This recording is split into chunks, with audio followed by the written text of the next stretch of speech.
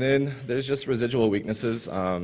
Things that you'll look for if you don't know much about the remote address space is if you can leak information by perhaps if you have a format string and you can pop off some addresses and determine, okay, where's the stack mapped, or if I know there's a function pointer so far down the stack, then maybe I can just grab that function pointer and I'll know now where everything in that library is. And since DLLs are actually mapped relative to each other, I may even be able to determine much more about the address space just from a single function pointer. And if you're able to do this without crashing the process, of course, that's not going to count against your 3 tries and you're out. So it's going to take a little more subtle, a little more subtle approach. You're going to try to be picking up information as you go. It's not kind of a fire and forget, but there's definitely strategies. And of course, there's other technologies there's other approaches like heap spraying, which will still apply to ASLR because you're just, smashing everything in the way and hoping you're hitting that function pointer or overriding that heap management data or whatever. And then while these data mappings that are not randomized, they can't be used, of course, to trampoline off and execute code, but they are still kind of significant because they could be used as arguments to functions. And so if you are able to locate something like, let's say, so you're going to load a DLL or something like that, and you need to be able to pass it a string as the path of the DLL that you want to load. Well, that increases the complexity quite a bit because in order to pass that string, well, you're likely going to have to figure out where's my stack, where's that string being kept. Well, rather than do that, maybe you can find a series of bytes. It might look like a kind of a garbled name, but if you use a series of bytes that's in the non-randomized data sections, then you've already skipped that other bit of entropy and you've still reduced the problem down to just the original 1 out of 256 mapping. Actually, I've done this before. This definitely works. And it's super effective if you can happen to find something that has like a double backslash, so it reads it as a UNC path. Then all you need to do is set up your host name so that it will come out to your box and stuff like that. So, there's a lot of things that you can still do. It's just not going to be quite as straightforward. It takes a little more thinking and a little more specific approaches to each problem. Then, of course, there's going to be third-party binaries, which the current cycle take a number of years to catch up and start randomizing and making their executables non-executable compatible.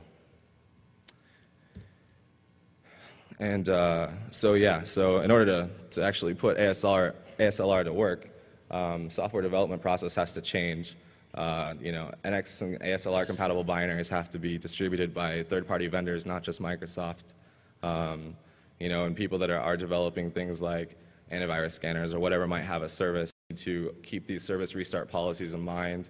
And also information leak bugs are oftentimes overlooked as minimal, we'll get to them when we get to them. But ultimately, information leak bugs will become very critical in a space where you don't know what the remote address space layout is. So it'll be important to key in on those. And then, of course, this is just a time thing, but everybody's going to have hardware that supports NX. And that's going to be necessary to truly take advantage of the ASLR features.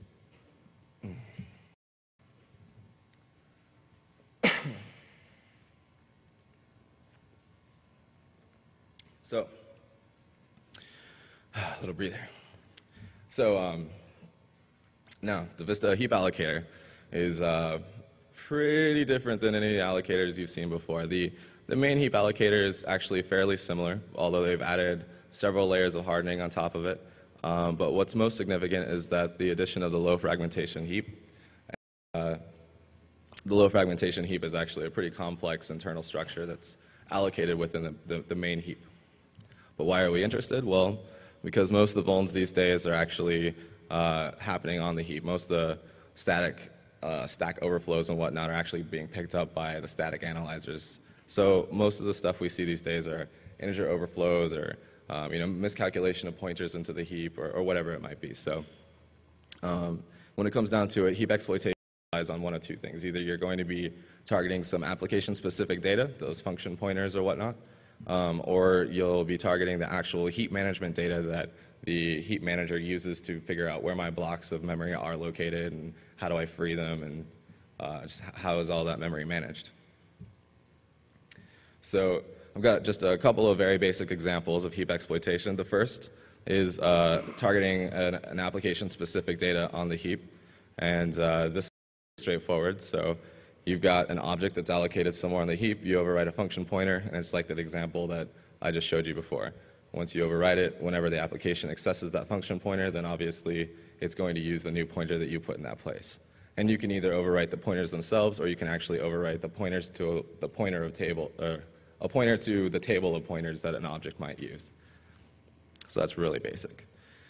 Then the classic, the first one that was pretty much talked about as smashing the stack, was the first heap entry overflow. So heap entry is just a structure that it's like a header at the top of each little chunk of the heap.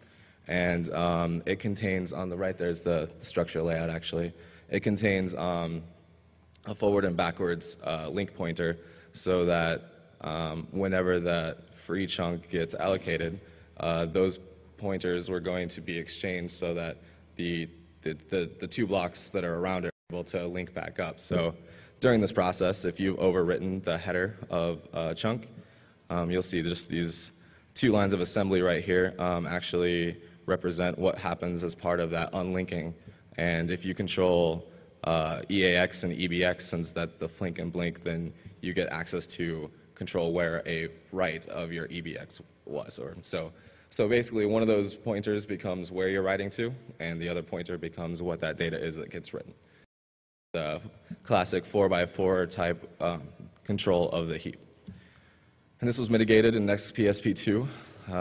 They added list integrity checking. So they just added this little bit of logic right here that ensures that the pointers actually match up. And so if you walk down the list entries forward pointers, backwards pointer, make sure that matches the list entries backwards pointer, forward pointer, and that they all point to the list entry.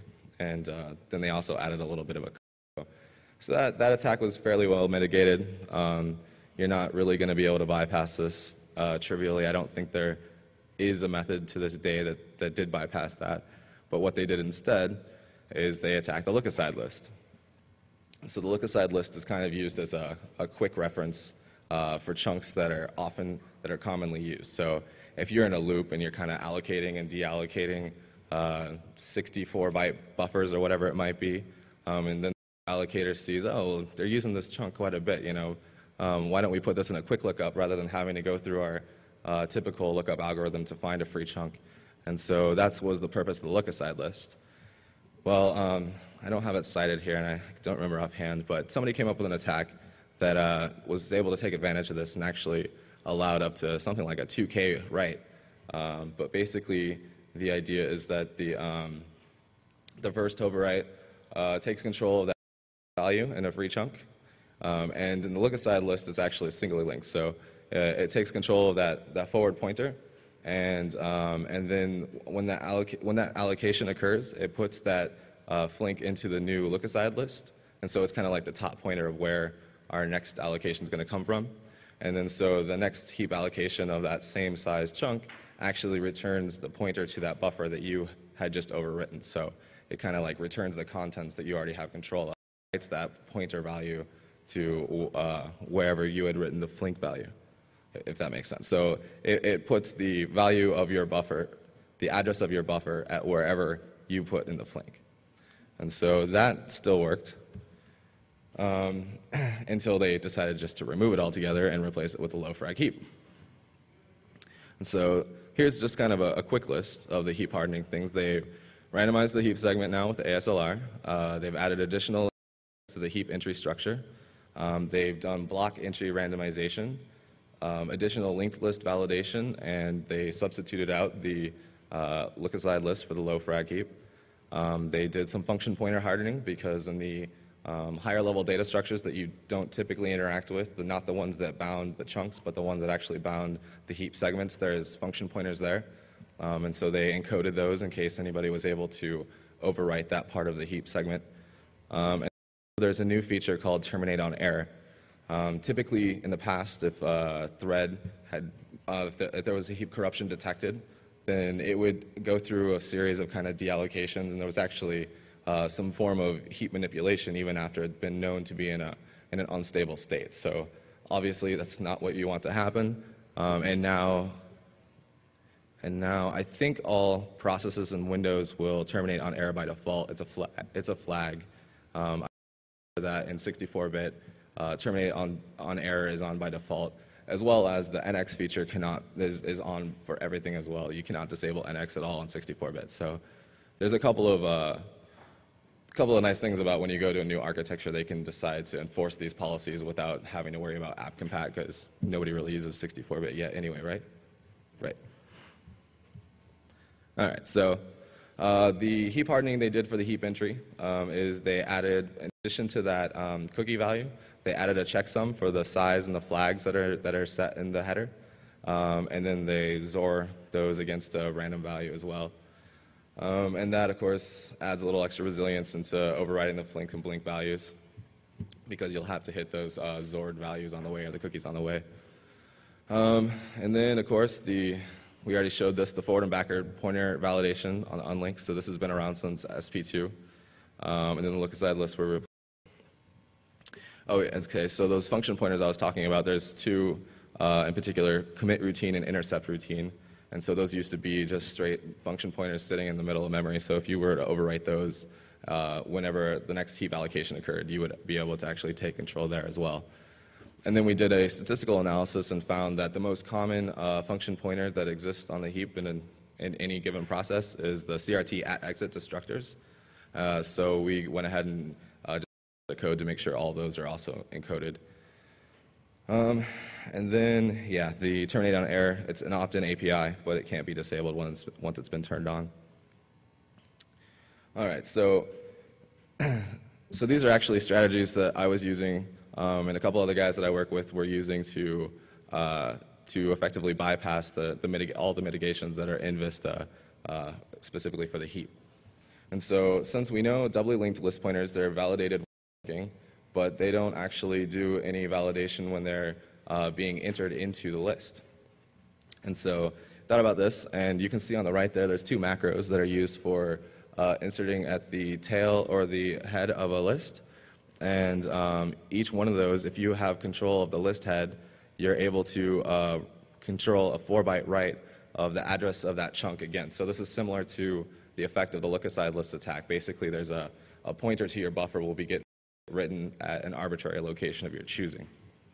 The only problem with that is that finding a list head and not causing like instability in the program before you're able to take advantage of this is pretty difficult. So while it's a viable attack, it's pretty difficult to pull off in a real-world scenario.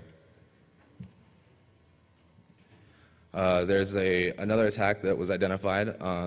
This involves the heap UCR descriptor, which is a structure that's placed at the end of each heap segment, so that when the heap is running out of space, the heap UCR descriptor points to where the next free segment is that can be allocated for that heap to kind of expand it. And so in this case, the attack basically goes, repeated large allocations will result in an allocation of a new segment, and the heap UCR descriptor will be placed at the end of that segment, which is a known static distance from the beginning of that segment to the end of it.